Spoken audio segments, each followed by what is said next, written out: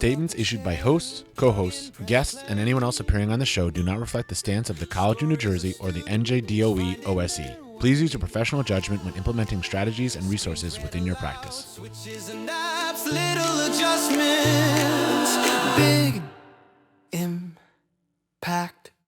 The AT Center presents AT Talks, where every voice has room. Welcome back to AT Talks. We are the podcast affiliated with the Assistive Technology Center at TCNJ.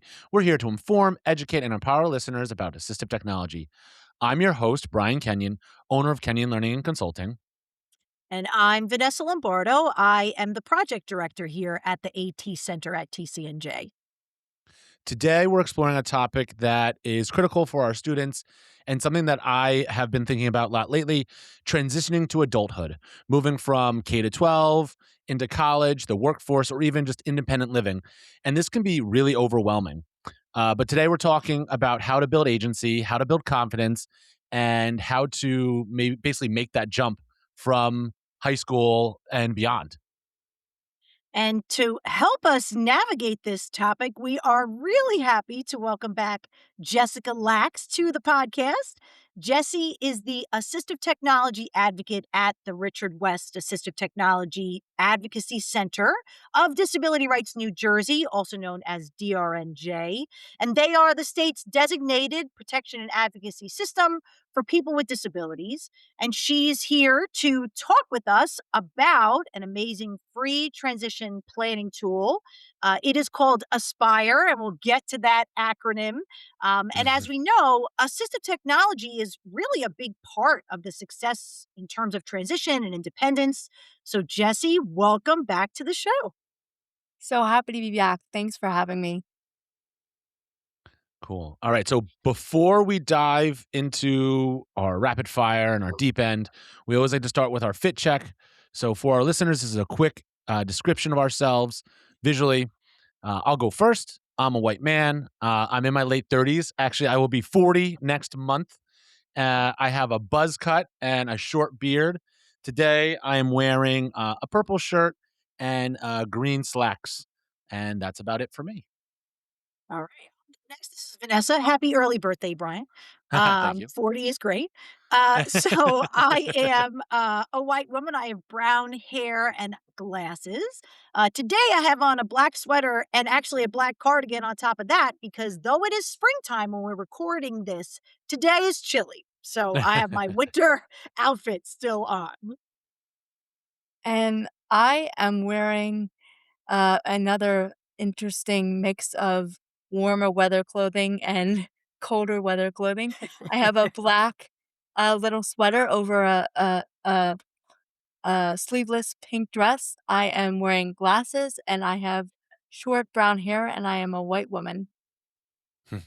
Yes, and the weather around here, at least when we're recording, just can't make up its mind. One day it's 90, and the next day it's 40. So you have to wear clothes to work to make Layers sure are a that you're must. prepared to be cold or hot or both.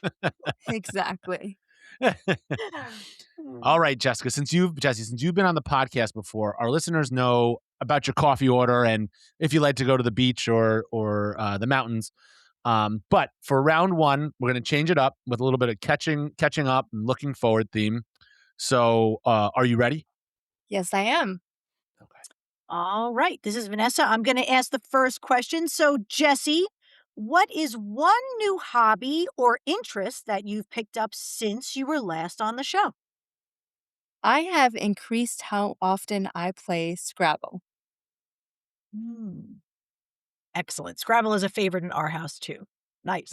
Love it. Cool. Jessie, what's your favorite way to wind down, to decompress after a long day of advocacy? Being with friends and watching movies. Perfect. Excellent. All right. This is Vanessa. Jessie, if you could go back and give your high school, or let's just say younger self, one piece of advice, what would it be?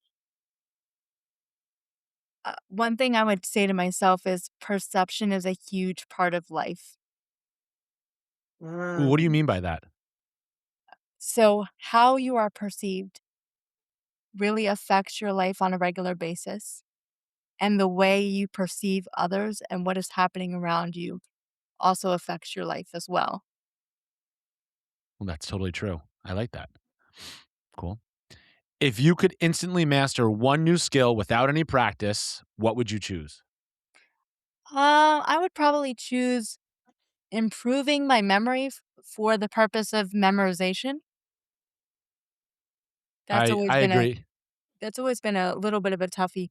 Like I can memorize, or I have a good memory rather for inconsequential information, and then when it comes to needing it for things like memorization for important things, not so much. Yeah, upgrade the hard drive. I agree. I need to upgrade my brain, my hard drive as well. I second that. Yes, the things that we remember versus there's so much interesting research around that and the way we associate things in our brain. It's really fascinating. But yes, I would agree. Memorization, an increase in that would be a skill I would also like to improve. Um, and then this is Vanessa. Jesse, one last question. What is one thing you are most looking forward to for the rest of this year? Right, we're into uh, getting toward the end of the beginning of 2026. So, what's one thing you're most looking Wild, forward to? right? It's I can't believe it's already the end of April, I like, know. when we're recording this. This is just Yep. wild. Um, sorry, got a little sidetracked by time flying. Uh, one thing that I am most looking forward to is just more joy. Definitely more joy. Oh Is my there gosh, is there I anything love specific that's that. bringing you more joy? Anything specific right now? Yeah, Just being immersed in some really cool work projects. cool. I All love right. that so much. Now we're going to move on to round 2. So this is going to be a little bit more about transition advocacy and even some questions about the Aspire tool. So Vanessa, what do you got? All right. So, first question: what is one word that you would use to describe Aspire? Please note this word is hyphenated, but I would say person-centered. Mm-mm. We will let it pass. Right. Thank you. um what is the biggest misconception people have about transition planning? Uh, that transition-aged students don't have to be involved in their own process of transition planning early on as opposed to later. Uh, sometimes it takes, students' supporters, um, a longer period of time to actually bring in the I in bring the student into the circle. Yeah. Yeah. And I think I'm correct in saying 14 is in at least within New Jersey, correct? Is usually when the 14, uh, 14 is the is the age for most, but if there is a particular need to start earlier, we say by all means, given X circumstances, go go start your journey, go forth. Yeah, there's no Mhm. reason if they are a part of the IEP process and the transition process at a younger age that it's not gonna harm anything, right? Because it is their life, right? Right, exactly. Perfect. Absolutely. The earlier, the better. Um, Jesse, this is Vanessa. What is your favorite piece of built in assistive technology? The stuff that's built into every platform. Do you have a favorite one, a favorite feature? My favorite is speech to text, but please, please check your work. Ah, yes, agreed. On all on all fronts, yes. Double check your work and the what has been articulated for you. Make sure that accuracy is there. Though I have to be honest, sometimes speech to text, it writes better than when if I'm writing with my own thumbs if I'm text messaging. There you go. There you go. And I think I haven't. really, I don't know much about this. I think I saw an app or a program that will remove a lot of it uses AI. Everything uses AI nowadays. That removes a lot of the filler words and the ums and all that kind of stuff, and will actually reproduce your work to make it more legible if when you're speaking it. So that might be Yeah. something cool. The audio pen is one that does exactly that. It kind of formulates it. So That's cool. cool. And then here's our last question, Jesse. This is Brian. Who is someone in the disability advocacy space that inspires you? So I don't have one person. For me, it's about two different but similar groups of people working together. I really love seeing when people with visible disabilities support and advocate for people with invisible disabilities Hmm, and vice versa. So when people with invisible disabilities are supporting and advocating for people with um, visible disabilities. that's cool. Cool. All right. Thank you for those. Let's get into a deep dive now. We're gonna let's learn about this Aspire and what it's all about. So let's start with the basics. We love our acronyms every week or every time we're on a podcast. There's some new acronym we're pulling out of left field. So um, Disability Rights New Jersey, DRNJ for short, our first acronym, recently launched the Aspire tool. Can you tell us what it stands for and what exactly is this tool? Sure. Okay. So this is a big one. It's a long name. Aspire stands for accessing strategies to prepare youth for independence and responsibility. Very So long, but all parts equally important. who came up with that specific acronym, or why did you go with that one? Well, you know what? It's actually really nice because one of our summer interns from last year or the year prior when we were still in deep in working mode on this um was helping us come up with the name for the planning for the transition planning tool. And so I think it's really neat that an intern who was only here for a short while made such a big impact in terms of helping us come up with the name for the planning tool. Was it a backronym, or did you kind of want to do Aspire as your thing, and then work backwards to try to figure it out, or you Well, just came up with yeah. it? So aspire is obviously a word that sorry, but it's something to aspire to, right? Yes. Um, so I really wanted to make sure that the words within aspire were person centered.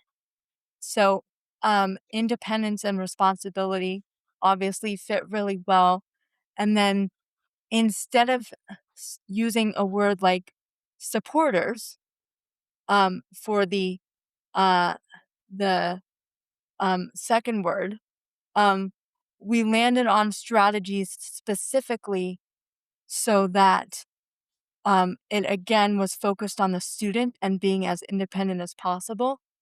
Um, so you're not focused on supporters or support. You're focused on strategies for yourself to prepare for your own independence and your own responsibility. Perfect. And so what is the tool? So what I know you kind of were getting into it there. What do we use the tool for? Sure. So it is a free interactive planning tool that has been created to help students feel more comfortable advocating for themselves at IEP meetings and planning for life in high school and beyond. And it was actually it began the whole process began because one of our attorneys here at Disability Rights New Jersey used to be a special education teacher for transition age students. And while she was teaching, she saw a need for students to be more involved in their own IEP meetings. And so she came up with a survey to help them lead the IEP meetings themselves. And so the planning tool, now known as Aspire, was developed because of that need. And it was made with the help of Disability Rights Center of Kansas. Did the Disability Rights Center of Kansas have something similar, or you guys just worked together to build it? They had so they also have a transition planning tool that had a lot of similar questions that we had already come up with. And then the way they put their transition planning tool together seemed really effective in terms of ease of use, how to get it published online, etc. So they were really helpful in in helping us, like, with the process of actually creating it and getting it out there. But the questions themselves uh, were created mostly by the attorney that I was previously speaking of. And then when I was previously doing more heavily uh, transition focused work, uh, I was also working with her to come up with those questions, see what was important, what could be improved upon, and so that's how the survey questions came about that led to the finished product of the planning tool. Wow. That's pretty awesome. Yeah, that's really great. And Jesse, as you had mentioned, of course, it's a a free tool. Anyone can take it. So when I was looking through it and answering some of the questions, one of the things that I really like most about it was that it puts the person with the disability completely at the center. Recently, I was able to attend the Dare to Dream conferences that we have here in New Jersey, and that's focused on transition age students. And there were a lot of sessions around students being the CEO of their team, the CEO of their life. And I recently heard a phrase around learning with someone with a disability, not to someone with a disability, and I realize the Right. grammar there is a little, but I like that idea, and it got me thinking about the IEP meeting and transition planning in general. So how could this tool really change the dynamic of those IEP meetings and the transition planning for the student? The person with the disability really becomes the true leader. So it's not that we're saying, oh, they're just by themselves all the time, and it's totally up to them and they make all of the decisions with no support. Supporters do stay, but the student is at the center and in charge. Um, so that's really the most important part of Aspire, I think, for me. Self advocacy is huge in so many different ways, and it is needed in so many different places, whether it's at school, work, or in independent living and within the community. But it should really start at this age at something like an IEP meeting where the student is being spoken about, but sometimes, you know, it is possible that the student doesn't have as much of a say. So this allows the student to have more of a say.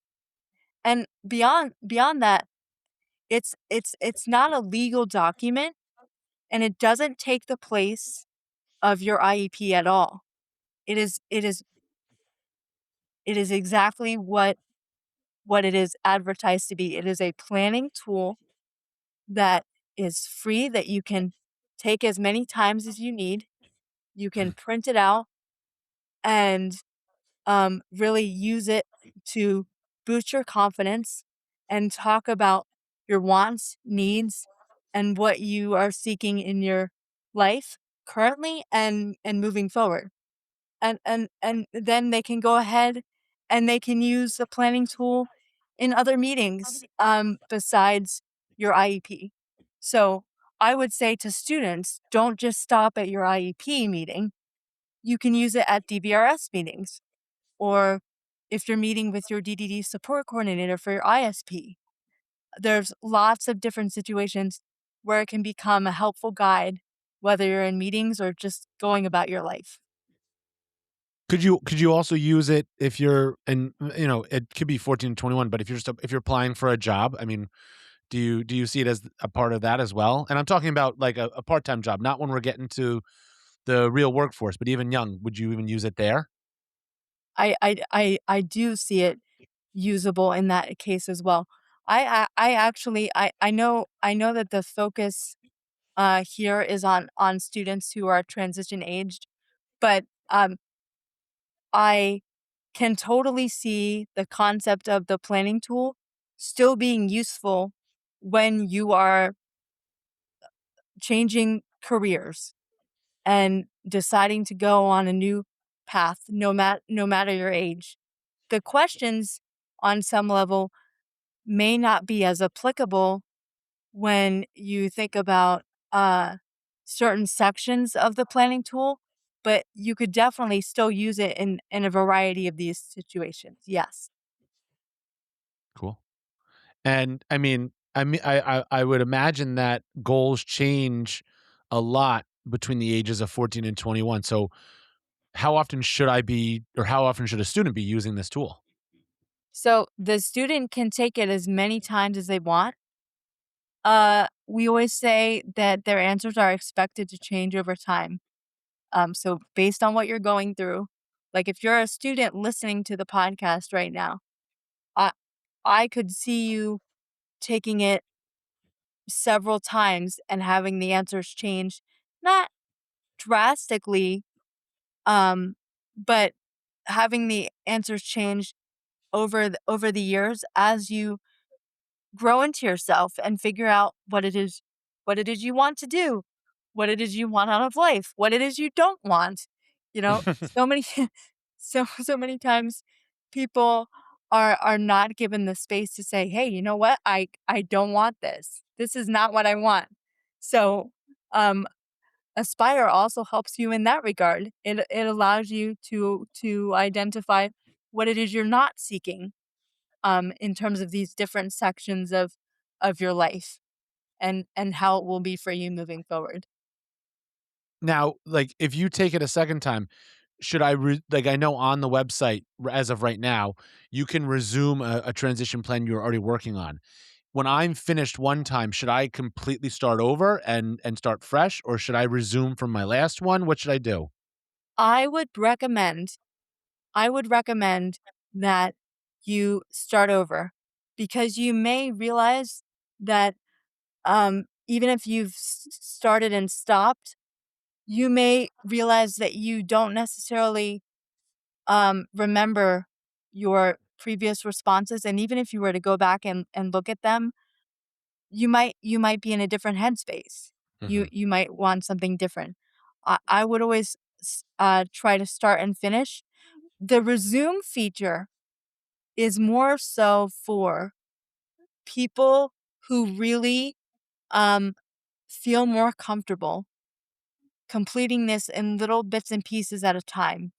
Um, so if you want to complete Oh, the education section at once and then go back to employment and independent living later, um, I would say that's where the resume feature really comes in handy. Um, you don't want to wait. Um, you don't want to get to the end of the tool and then say, um, come back later, and then wait a while um, and have too much time elapse. It's more so for again, if you want to wait in between sections and not have too much time passing by, then I think that would be why you would use resume. cool. But your answers are going to be drastically different. Like, for example, if you are in 10th grade, Mhm. um, your answers are going to be much different than your answers would be once you're in 12th grade. Very You're true. a completely, not a completely different person, but probably a completely different student because the requirements in 10th grade coursework are certainly not the same as someone who is 2 years older, right? um, the wants and needs of a person evolve as they evolve. So that's a 2 year a 2 year difference between where you started and where you are now in 12th grade. So that's also something to consider. Yes. Very true. Yeah, Jesse, this is Vanessa. That makes me think about the supports that a student needs and what's beneficial to them over time. One of the things that the thing about the Aspire tool is that it encourages students to think about all different types of supports, and assistive technology, of course, is one of them. So when a student is going through and going through the Aspire tool, what kinds of things should they be thinking about in regard to assistive technology? How could they maybe identify which tools might help them? Really thinking about those post-secondary goals, obviously within high school, but certainly afterwards. So students may want to consider tools that help them find information or stay organized. Something and um, different types of tools that allows them to participate fully in learning environments. And the good thing about this is that these kinds of tools aren't just for students with one type of disability. They can support anyone who learns differently or needs help managing information. So AT in job training, for example, is often about confidence building by giving students the tools to do tasks more independently and consistently. That's definitely a start in terms of implementing AT, and also I just want to highlight that there are at least a few points in the planning tool when you're taking Aspire that you can specifically click on assistive technology needs. Um, and if that's not enough for if that's not enough to identify the kind of AT supports and tools that a student might need, I highly, highly suggest that wherever there is a fill in the blank opportunity, that someone who is very interested in improving on AT and increasing AT in their life use those fill in the blank opportunities to write more about assistive technology needs and wants and what they're hoping to uh to get out of assistive technology use.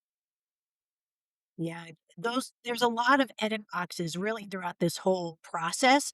One of the things when you were talking, it made me think about the features. So a lot of the time we're having conversations with students, maybe they don't remember, let's say, the name of a tool or the name of a device. But what we want them to be thinking about is what is the feature, right? What does the tool do that's helping you? So if it's, let's say, executive functioning, you have mentioned that before, task management, organization. So maybe less about necessarily, I use my Google Calendar, but maybe something like I have reminders or I have alerts that go off. Maybe they go off in sequence, right? A half hour before I have to do something, and then 10 minutes before I have to do something.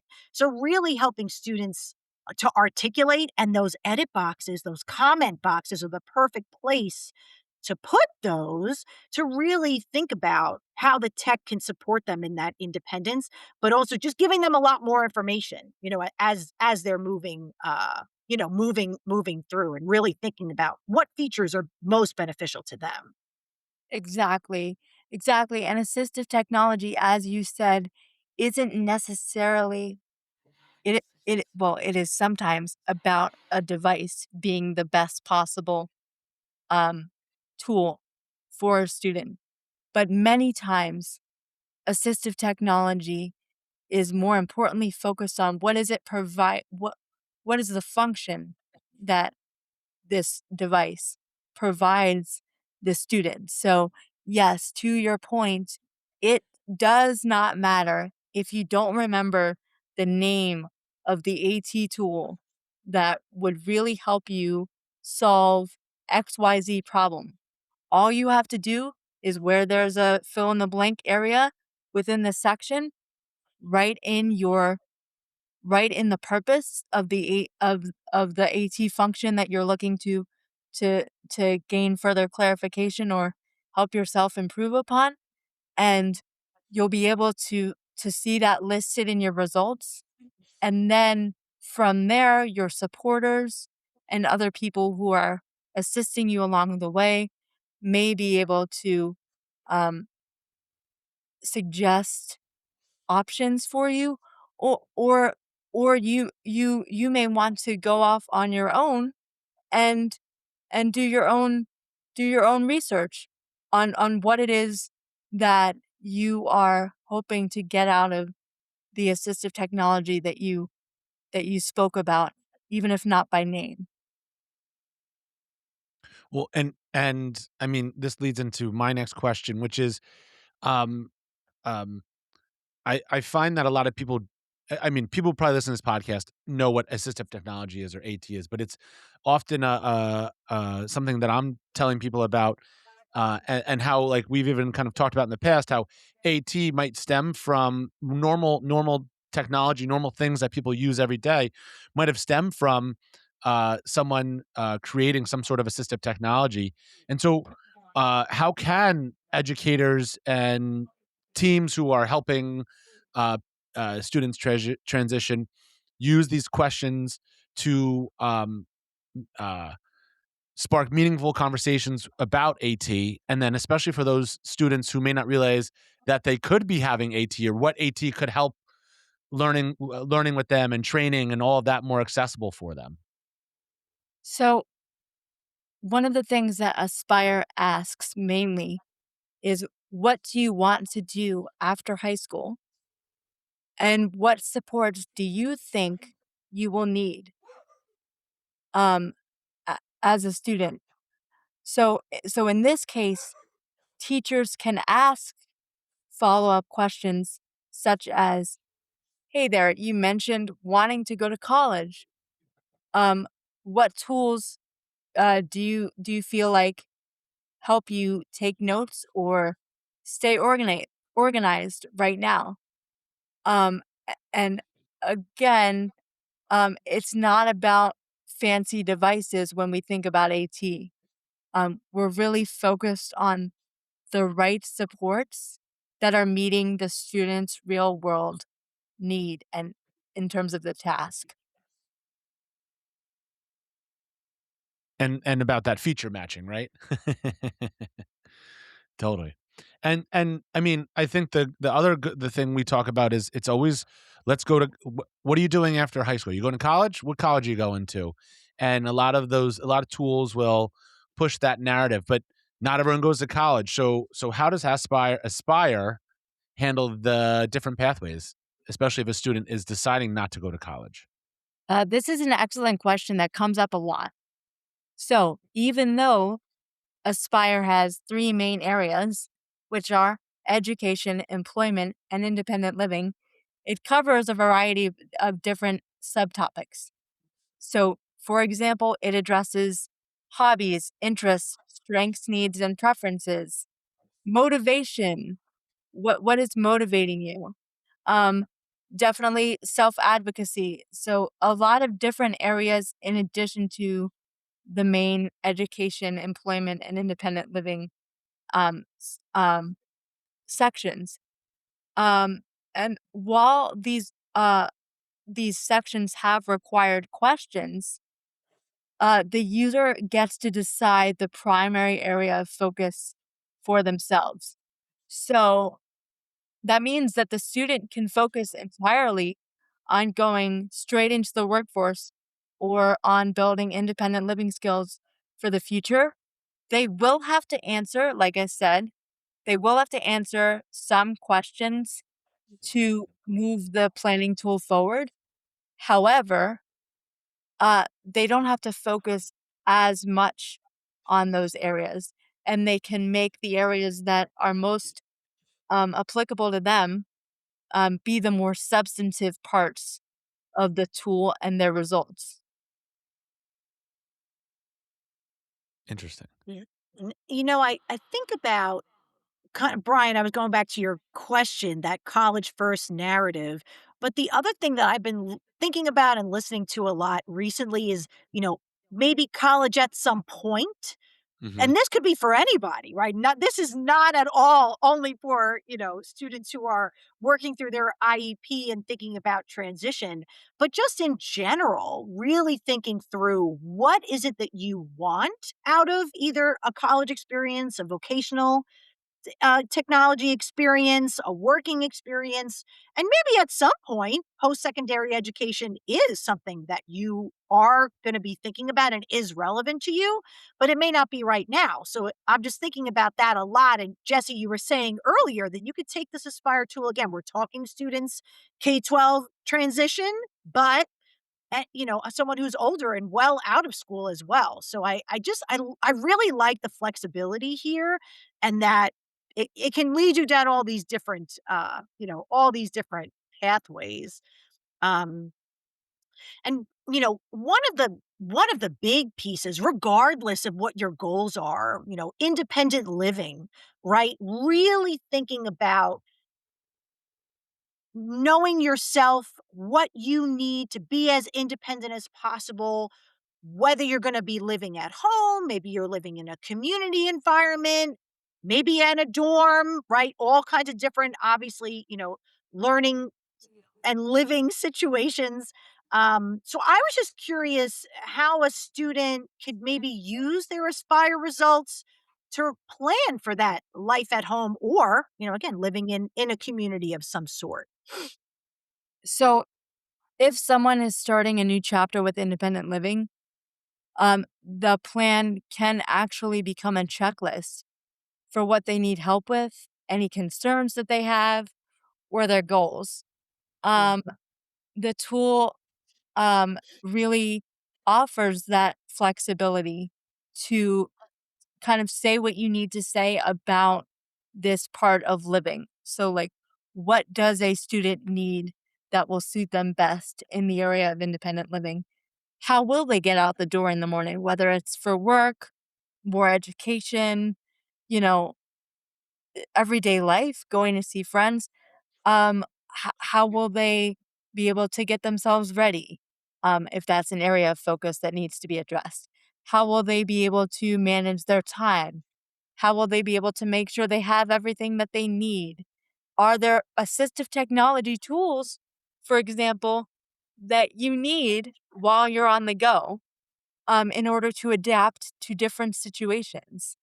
Now, obviously, you can't go lugging 10 laptops or iPads everywhere, right? But but if you were to say to yourself, "Hey, let's make a list and include um different assistive technology grips that allow you to work on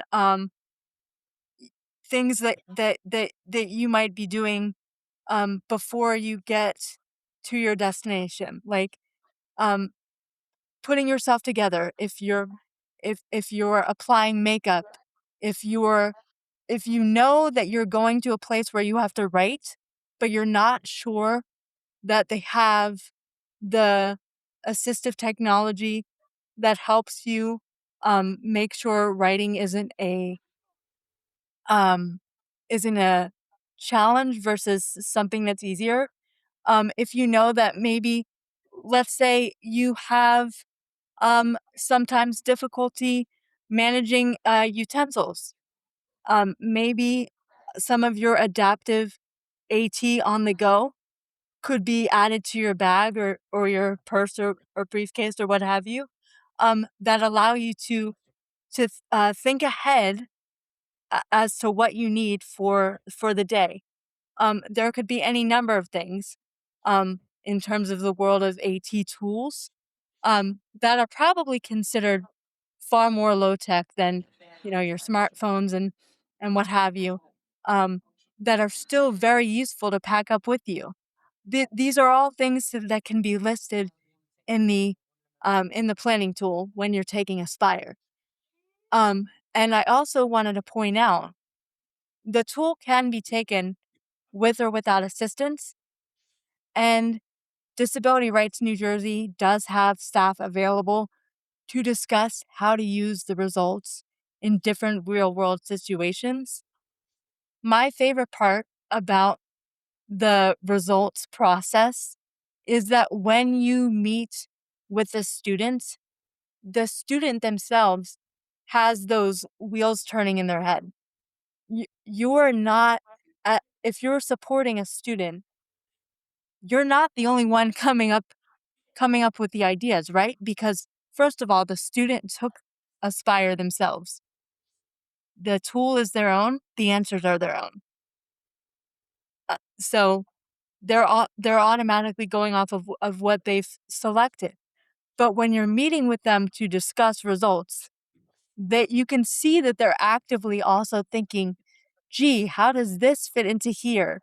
And if I do need assistive technology and I am, for example, on the go, what are the tools that I could bring that make the most sense? How will my day to day be impacted with or without these AT tools? Is there a secret to getting the most out of these Aspire tools? The Aspire tool? Yes. So, again, supporters and parents might be inclined to offer extra support, more than may be needed while a student is taking Aspire, and I'm just going to say as gently as possible, uh, m- and as in the kindest way that I can think of. Please, please make sure that even though you are supporting your student um, in this goal, um, please make sure that you do allow the student to answer independently, even though they may need some assistance. So that is part one. In terms of getting the most out of taking Aspire, part two is the more you write and the more details you provide, the more useful and individualized your plan becomes. You really want to make sure that you are answering with as much detail as possible. I cannot stress that enough.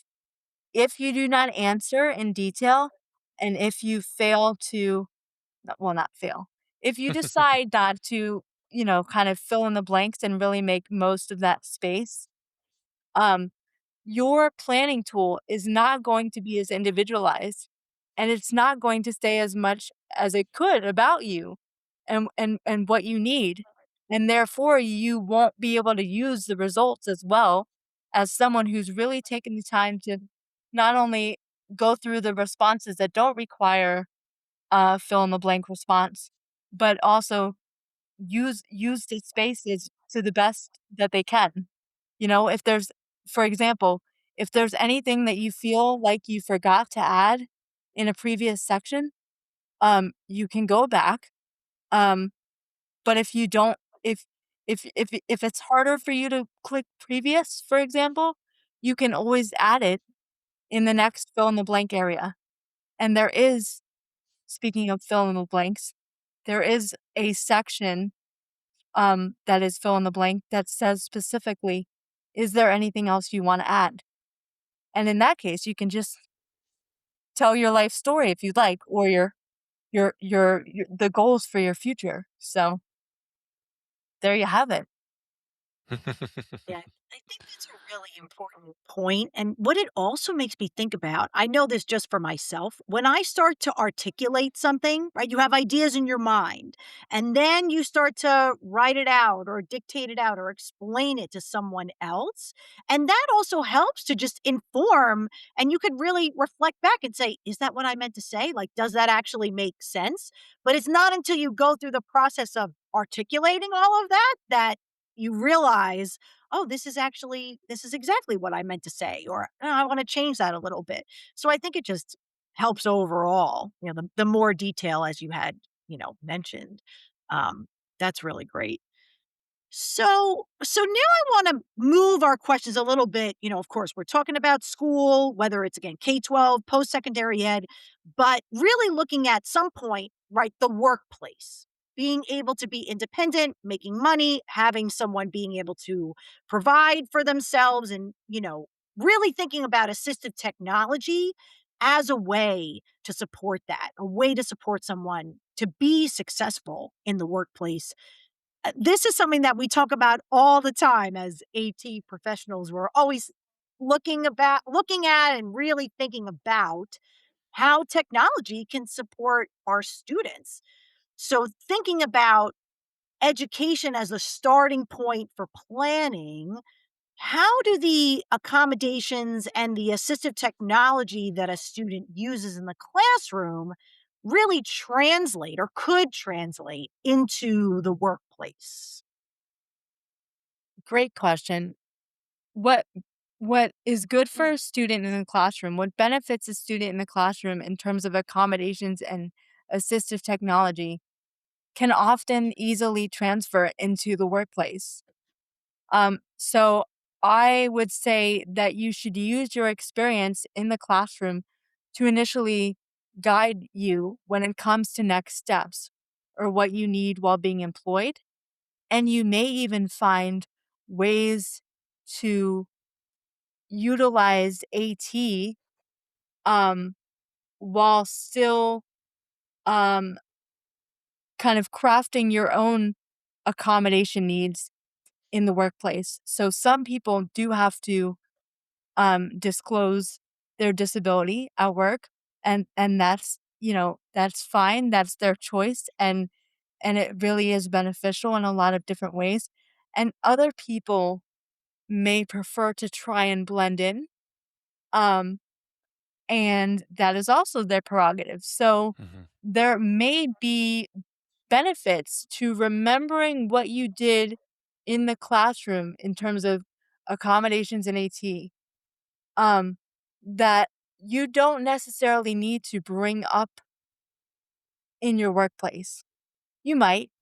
It's entirely possible, but you may be able to figure out a system yourself to get what it is you need through using AT, and the accommodations that you might find you can fix and get ready for on your own. Well, and um, I know some students don't want to be seen as different, right? So, and they may be terrified to ask for the accommodations at work. Um, but do they really need to ask formally for everything? One of the great things about working in AT and learning more about AT as time goes on is that you realize assistive technology really is everywhere. So there's plenty of AT that doesn't require someone to like make a formal ask for accommodations. We were talking before about AT that really benefits those who have executive functioning needs that they need to be aware of.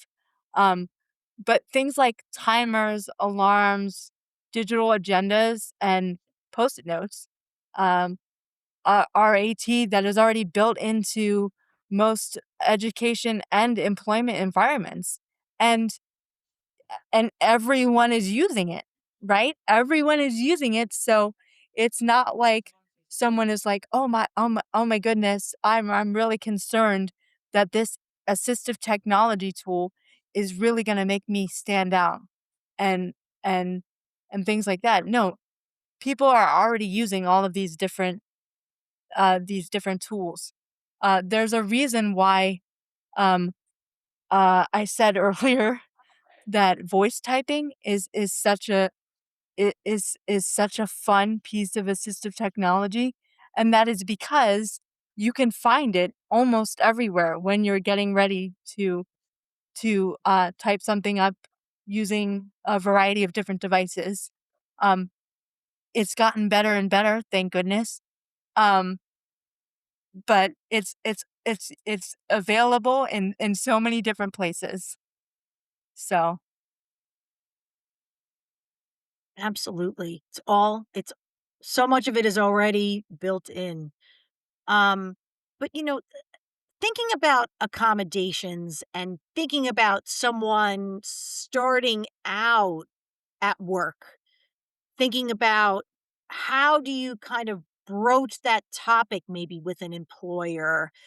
Is there something through Aspire is to help someone to kind of navigate those early days and discussing reasonable accommodations with their employer? so the great thing about Aspire is that, again, it can be extremely helpful if someone needs to discuss potential reasonable accommodations. And what I love, one of my favorite ways to recommend using the results is that when you print the plan out, you can suddenly have a reference sheet that you can use, so the new employee doesn't have to memorize or stress about what they need in order to, do well in their work environment.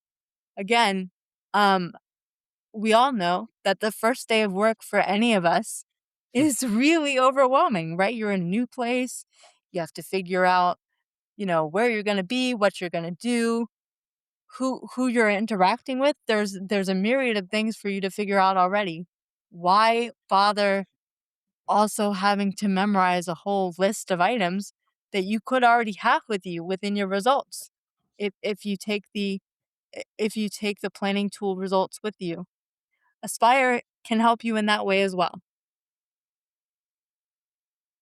Totally. That's cool. Sorry, hold on.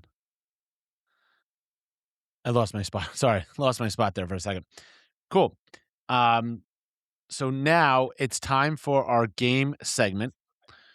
We're bringing back a game we played last time. I really liked it. I thought it was a lot of fun, and I thought we had some good laughs. It's called Wait, Wait, Don't Help Me, and this one's the transition edition. This one is similar to that famous NPR podcast game show where they do Wait, Wait, Don't Help Me, and it's about um, current event topics going on, and they usually have famous celebrities or comedians on. So, Jesse, you can consider yourself to be a famous New Jersey celebrity today, and we're going to ask you some questions. So, Vanessa, take it away. All right. Yes, that is correct. So, Jesse, Brian and I are going to take turns reading you some scenarios about transition, accommodations, and of course, the Aspire tool. So, we're going to give you three options for what happened, maybe next, or what the correct fact is.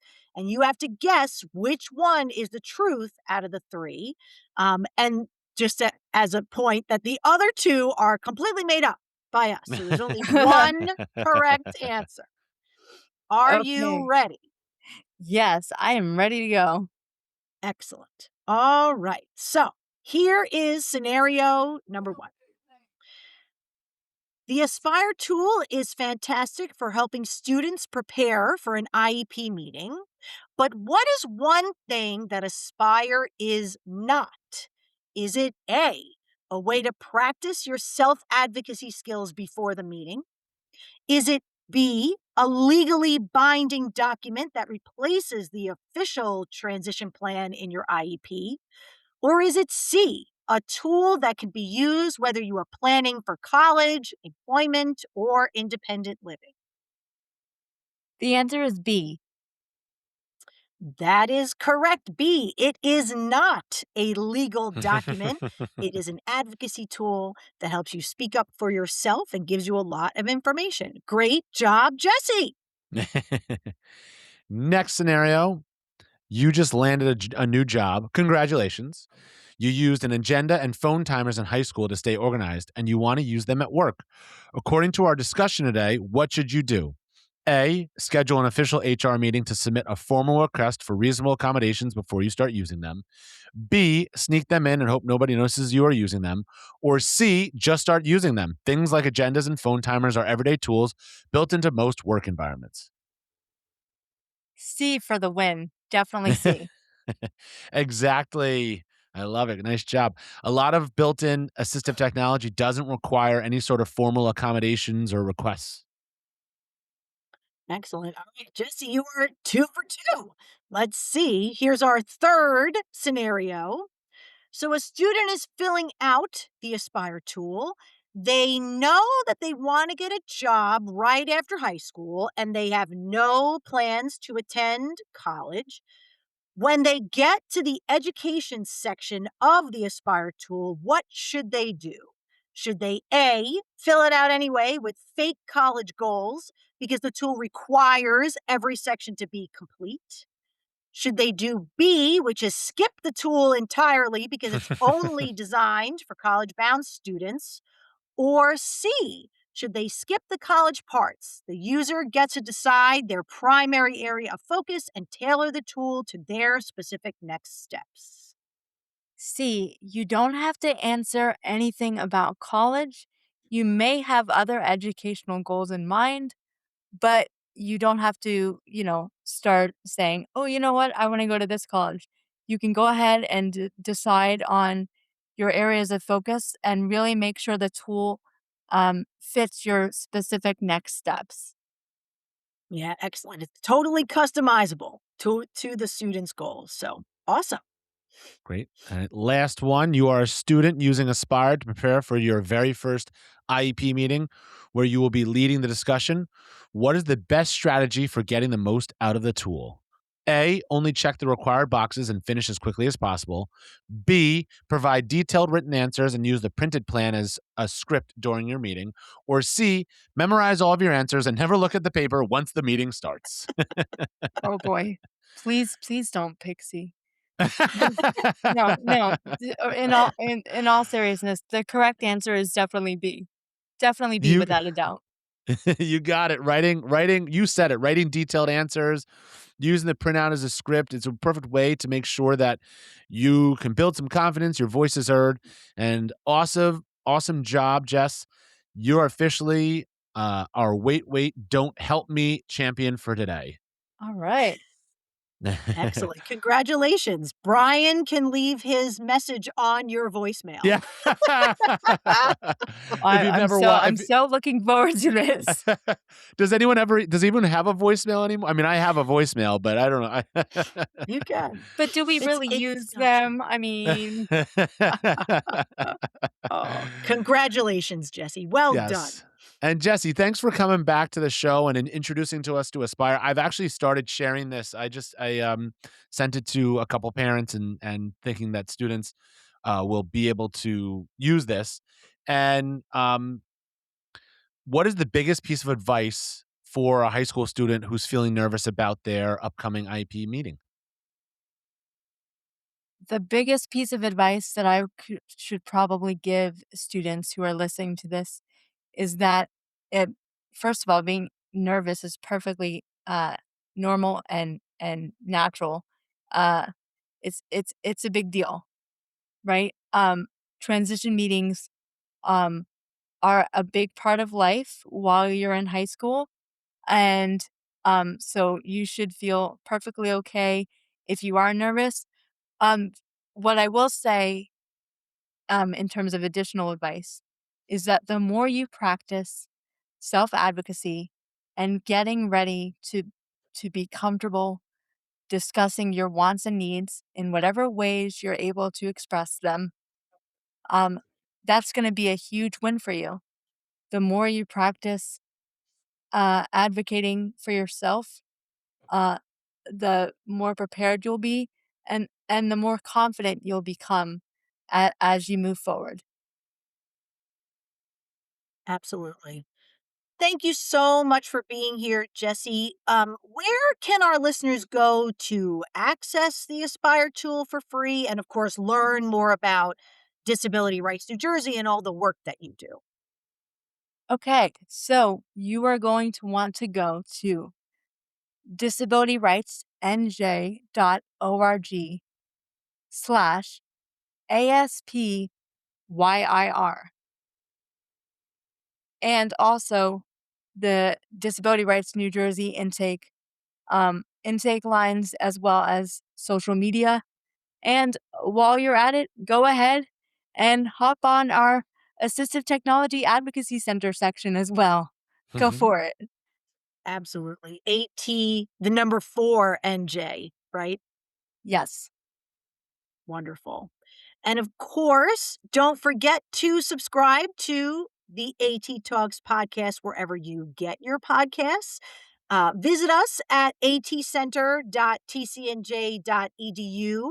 You could follow us on social media as well at atcentertcnj, as we are always happy to support educators working with students with disabilities and really talking about assistive technology and implementation in the classroom. Good. Thank you for being on, and we hope to talk to all of you soon. Thanks a lot, Jesse. Thanks so much. Thank you. And that's a wrap on another episode of AT Talks. A huge thank you to all of our listeners for tuning in. We love making this podcast and building this community with all of you. Remember, the conversation doesn't end here. The team at the Assistive Technology Center at TCNJ is dedicated to supporting educators across New Jersey. If you were inspired by today's discussion and want to bring high-quality, free professional development to your district, Vanessa and Madison are ready to help. To learn how you can partner with the center and build capacity in your school, head over to our website. You can find all the information you need at atcenter.tcnj.edu. And while you're there, we want to hear from you. Visit the podcast tab. There you can send us a question through our Google form, or even better, leave us a voice message on SpeakPipe for us to play live on the show. Be sure to follow us on social media to stay up to date on all our latest events and resources. You can find us on Instagram and YouTube with the handle at atcentertcnj. And don't forget to subscribe to AT Talks on whatever platform you're listening on right now so you never miss an episode. On behalf of Vanessa, Madison, and myself, Brian, thanks for listening, and we'll talk to you next time. It's kinder when barriers fall from lab to library. Access for all. The AT Center presents AT Talks, where every voice has room. Tech that opens up the doors makes every classroom bloom. Experts and users side by side, sharing what really works. The AT Center presents AT Talks. Turning talks into perks. Turning tools into perks. Turning tools into perks. From can I do this to watch me succeed? Yeah. Every shared story plants one more seed. The AT Center presents AT Talks, where every voice has room. Tech that opens up the doors makes every classroom bloom. Experts and users side by side, sharing what really works. The AT Center presents AT Talks, fueling student success.